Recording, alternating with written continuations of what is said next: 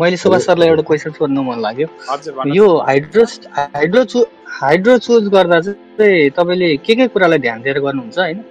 र अनि तपाईँको फाइनान्स र एकाउन्टिङ को कुरामा चाहिँ बैंक भन्दा फरक चाहिँ के? बैंक भन्दा बढी याद गर्नुपर्ने चाहिँ भनेको मतलब उसको सुन्नु अब हाइड्रो पावरको सबै कहानी सुनाउनु पर्यो।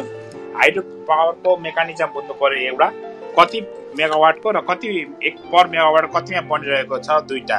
अब उसको ब्यालेन्स सिटमा जम्मा उसको ब्यालेन्स सिटको सबैभन्दा राम्रो भनेको फर्स्ट क्वार्टरमा हुन्छ। बैंक वित्तीय संस्थाको सबैभन्दा खराब रिपोर्ट चाहिँ फर्स्ट क्वार्टर हो। बैंक वित्तीय संस्थाको खराब हुन्छ फर्स्ट क्वार्टर भने हाइड्रो पावरको सबैभन्दा राम्रो हुन्छ।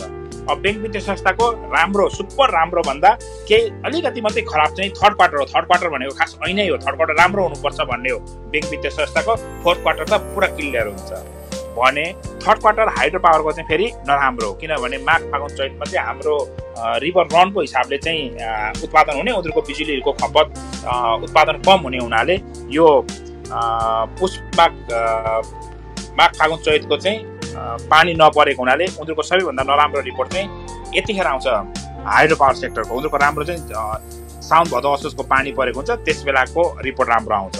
अब त्यसभित्र पनि प्रोमोटरहरू छन्। प्रोमोटरहरू चाहिँ कोही सेयर बेचेरै कमाउने धाउका हुन्छन् भने कोही चाहिँ कम्पनीले इलेक्ट्रिसिटी उत्पादन गरेर इलेक्ट्रिसिटी चाहिँ सेल गरेर कमाउने धाउका हुन्छन्।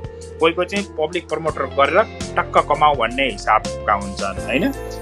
यति कुरा राखे। त्यो सँगसँगै हेर्नुपर्छ उसले सरकारलाई कहिले बुझाउने हो, उसँग नयाँ कमाएको पैसाले फेरि नयाँ प्रोजेक्ट बनाएको छ छैन हैन।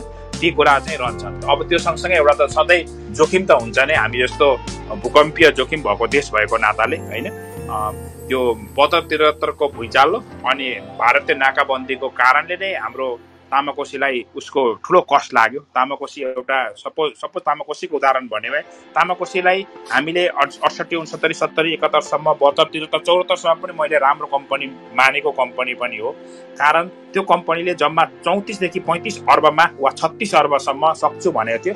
हामीले 40-45 मा सक्ला भन्ने सोचेको, तर 80 अर्ब लगायो। आफै सम्झिनुहोस् 10 अर्ब इक्विटीको 8 टाइम्स लोन छ हैन। लोन 1:8 मा लोन भयो।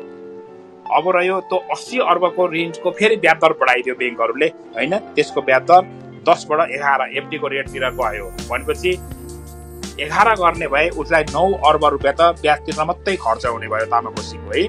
त्यो हिसाबले कहिलेकाहीँ याद गर्नुपर्छ हामीले। त्यसको टाइम छिटो बनाएको भए, त्यो प्रोजेक्ट छिटो बनाएर थोर कस्टमा भएको भए अति राम्रो प्रोडक्ट हुन्थ्यो। तर त्यही लामो अवधि बनाउँदा अनि कस्ट पनि बढी पर्दा चाहिँ हामीलाई नोक्सान हुन्छ। यति कुरा चाहिँ थाहा पायो भने बेटर हुन सक्छ है।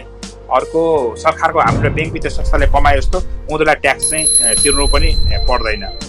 अनि बैंक वित्तीय संस्था जस्तो उनीहरूका कर्मचारीले कमाएको नाफाको 10% कमिसन पनि लाँदैनन्। त्यहाँ कमिसनको हिसाब पनि फाल्टै हिसाबको छ त्यहाँ हैन। र सेयर पनि अरू कम्पनीको जस्तो उनीहरूलाई धेरै पर्सेन्ट चाहिँ छुट्याएको हुँदैन। यस्तै कुरा चाहिँ हुन्छ हाइड्रो पावरमा।